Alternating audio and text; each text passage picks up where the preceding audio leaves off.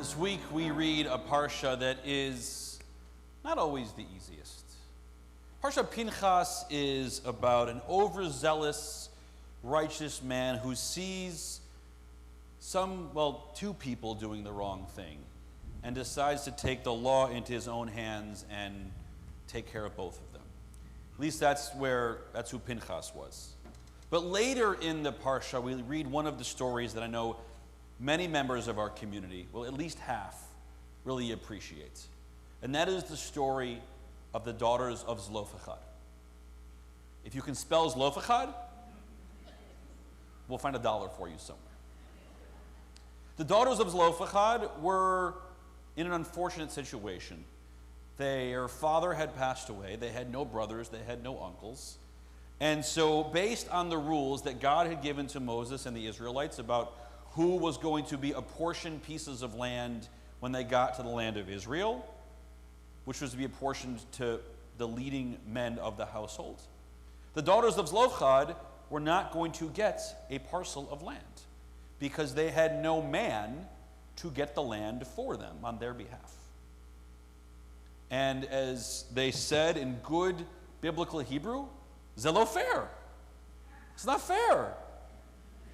And they joined together and they went before Moses to say, Zelo fair. It's not fair that we should not get our families' entitlements. All of the families of the people of Israel are entitled to apportionment of the land. And by the way, if we don't get an apportionment of the land, where are we going to live? How are we going to survive and sustain ourselves? So Moses, we know that God said it should be done this way, but we think that you know better. We think that you are empowered to give us our land, our family's land, in the name of our Father as his rightful inheritors. And thus began the Jewish custom of making it up as we go. No. Thus began the Jewish custom of making sure that our tradition meets the needs of each and every generation as it presents itself. Because in each generation there are new challenges, new opportunities, new things that never before could have been considered.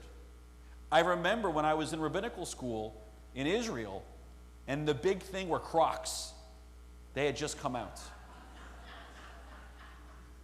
And all of the Orthodox young people were wearing Crocs on Yom Kippur because they weren't made of leather.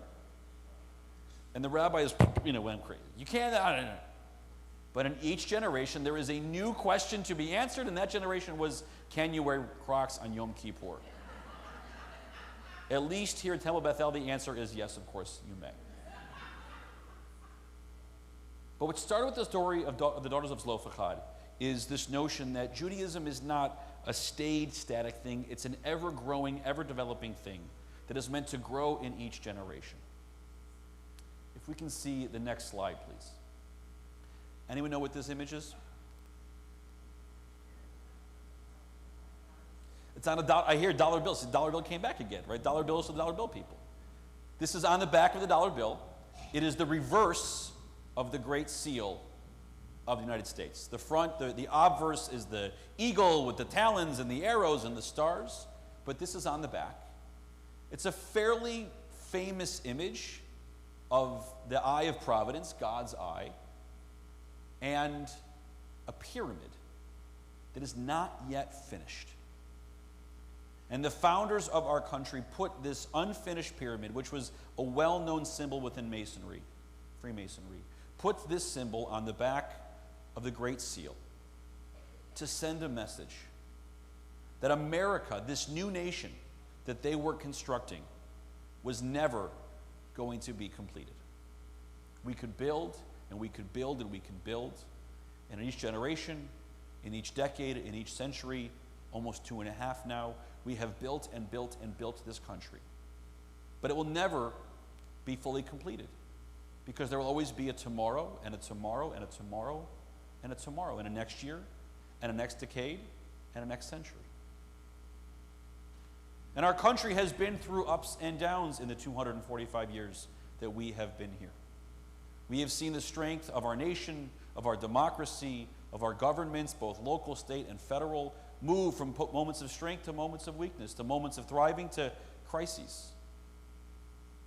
Our country is certainly in a moment of tension right now. Our populace is perhaps farther apart than we've been in multiple decades, if not longer.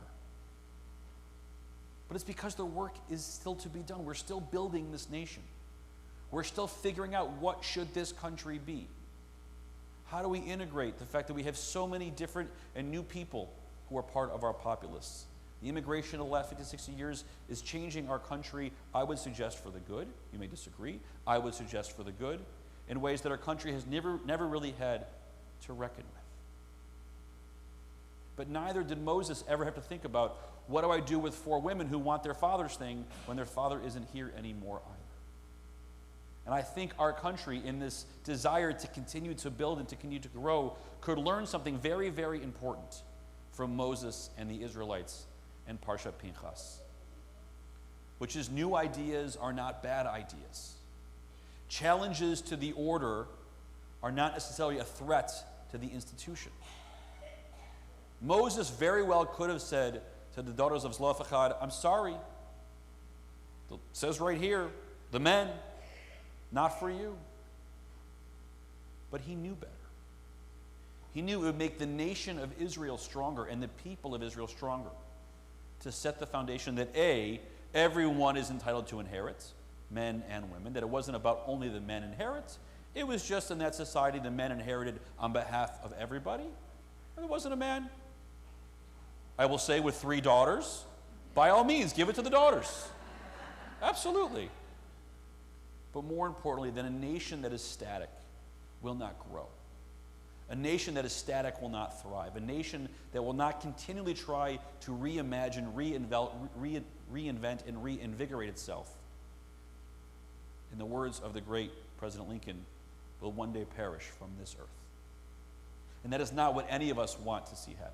We want to see our nation to be reinvigorated, to grow and develop, so that from this 245th anniversary, we can look back and say, what is it going to be like at 490, when the nation is double the age it is now?